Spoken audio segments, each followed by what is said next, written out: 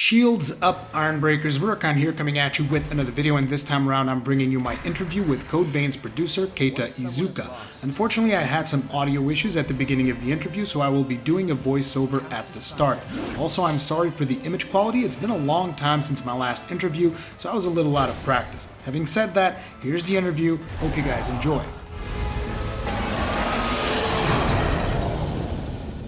Hello, my name is Iizuka from Bandai Namco Entertainment, and I am the producer for Code Vein. I would like to start by asking, what was your inspiration for creating something like Code Vein? Just FYI, the developers of Code Vein are basically some of the same staff from God Eater, so this dev team has a couple of unique talents. One of them is that they're really good at constructing a very intriguing and dramatic story. Another thing is their character development and the story behind them. They're good at constructing that. They're also very good at building an action setting that's interactive and fun. And finally, we like this idea of attacking while an enemy is vulnerable and how that allows you to further advance into different combat actions. And these are some of the main pillars and talents that the development team has. So we thought about how we could capitalize on these pillars, and we ended up making this concept of producing a higher difficulty game that is kind of like a hack and slash, and it sort of ended up being similar to Dark Souls.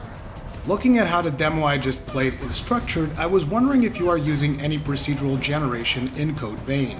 So the world of Code Vein and the stages and environment are pretty much set to stone, so there's not like any sort of procedural generation happening.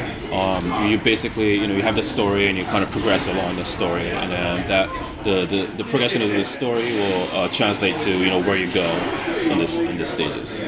I was also curious why you chose a hub-based structure as opposed to a full open world. Because I was told by your colleagues downstairs that you actually got on a hub, you went from there to different missions. Why that as opposed to the open world? Yeah, so we chose this sort of hub system because it has a very solid storyline. So in order to deliver the storyline in a cohesive way, we thought the hub system was a little bit more suited for that. And so while you're progressing in the game, as long as you have a checkpoint, you can always come back to the hub. Absolutely. Are there going to be choices that you make throughout the game that could lead to different endings, for instance? So I can't delve too much into it, but yes, there are places in the game, situations in the game where you do make choices, and depending on the choices, you might have different outcomes. I don't know. Yeah, that's all I can say. Yeah. There's this big theme around both Code Vein as well as God Eater about devouring evil creatures. I was wondering why the reason is behind that, if you could elaborate on that. Yeah, so the idea of devouring, taking something from the enemy and then using that to further enhance yourself, and then taking to battle, that sort of action cycle, that battle cycle, is something that the dev team is very talented in making. So it's one of the aspects that we really wanted to capitalize with this dev team. So it's not really like because God Eater did this, it's Code Vein. It's just one of their talents that we really want to bring up to the light. And so that's why we have this sort of common themes of consumption, devouring, that sort of thing. So I'm very curious about the companion system. How do you balance when you have a companion versus when you don't have a companion?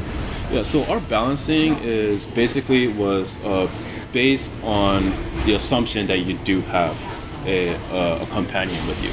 But you do have the option of not having a companion, but in that case, it will be a lot more difficult. Is it possible to romance the companions? You can grow more closer to your companions, so it's not going to be exactly like romantic sort of like love sort of a relationship, like because you use the word romancing, so it's not going to go that far.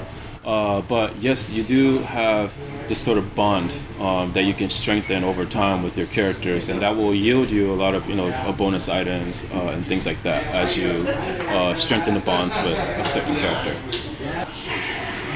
Is it possible to lock yourself out of doing certain companion missions? Are there even companion-specific missions? Yeah, so basically the buddy characters that you're going to encounter in the game are part of the main story. So their story will be revealed in the main story. But like I mentioned earlier, you can interact with your NPC buddies, your companions.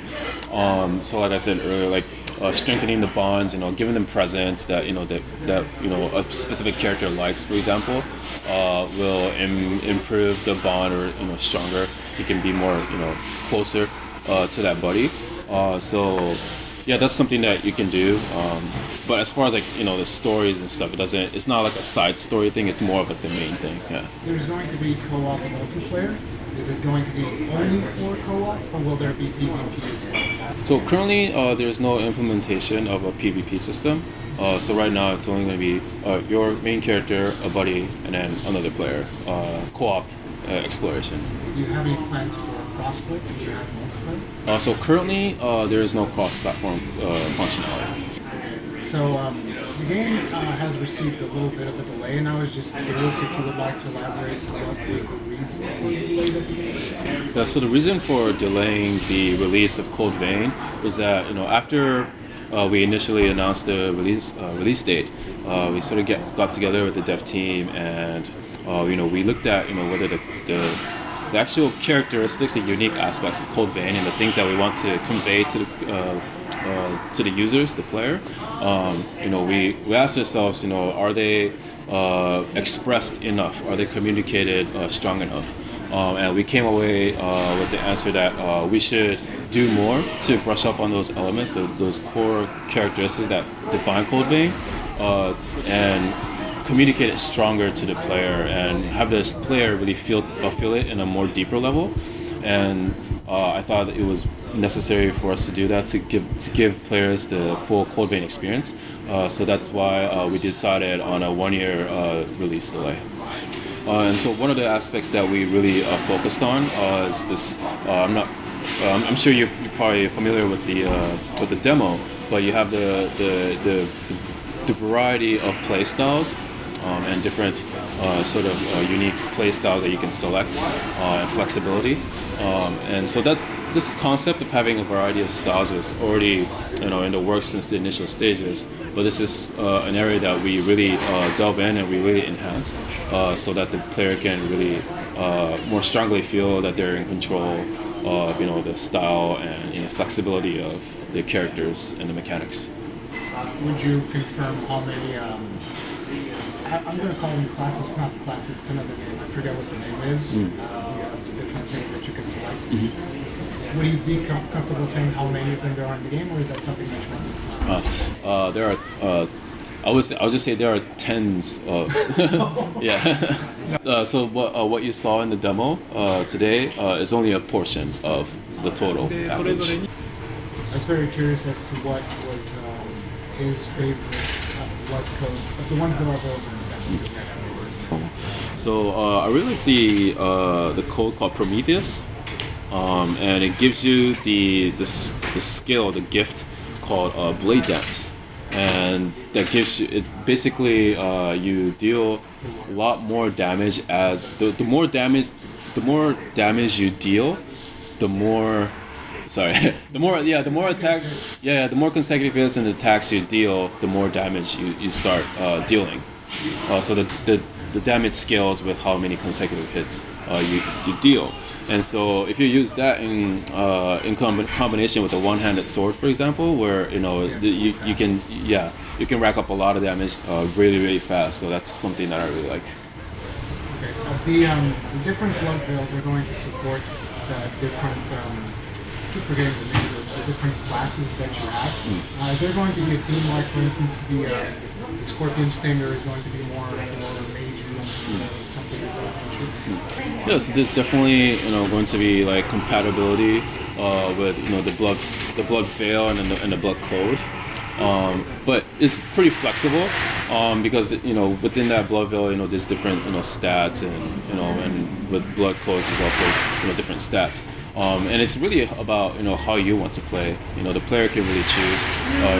If you're comfortable at a certain range, you might be choosing something over another for those reasons, or you might run into a particular situation where you want to have a combo, or you want to dish out an attack combo at a specific moment, and which is why you might pick certain combinations and things like that. So we're leaving it pretty open and open-ended and flexible for the player.